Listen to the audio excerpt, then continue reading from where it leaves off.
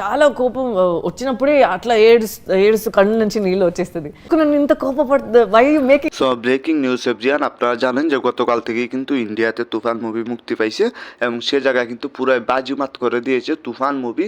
আপনারা জানেন যে ইন্ডিয়া কিন্তু কাঁপাচ্ছে তুফান মুভি বর্তমানে, শুধু ইন্ডিয়াতে না পুরাই ইন্টারন্যাশনালিভাবে কিন্তু কাঁপাচ্ছে তুফান মুভি। তেমনি ইন্ডিয়ার যে জনপ্রিয় নায়ক নায়িকারা সবাই কিন্তু তুফান মুভি দেখতে আহামরি শুরু করে দিলেন এবং সবাই কিন্তু হলে ছুটে আসলেন। তেমনি তেলেগু বা তামিল জনপ্রিয় একজন নায়িকা, আপনার আমার সবার প্রিয় বা সবার পরিচিত একজন নায়িকা, সেটা হচ্ছে সাই পল্লবী। সাই পল্লবী আর থাকতে পারলে না এই তুফান মুভিটা না দেখে, কারণ তুফান মুভির এত পরিমাণে হাইপ উঠছে ইন্ডিয়াতে যেটা তো বলার বাইরে, এবং দুষ্টু কুকিল গান সেটা তো ইন্টারন্যাশনালিভাবে চলতেছে।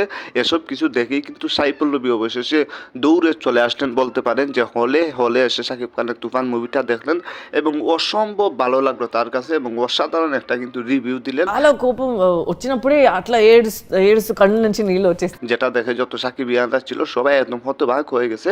সাই পল্লবী বলেন যে আমার দেখা সবচেয়ে সেরা একটা মুভি, বাংলা মুভি আর কি, বাংলাদেশের সবচেয়ে উন্নত একটা মুভি যেটা হচ্ছে ইন্টারন্যাশনালিভাবে চলতেছে, এবং সাকিব খানের অভিনয় তার দক্ষতা দেখে তো একদম রীতিমতো হতবাক হয়ে গেলেন কিন্তু সাই পল্লবী।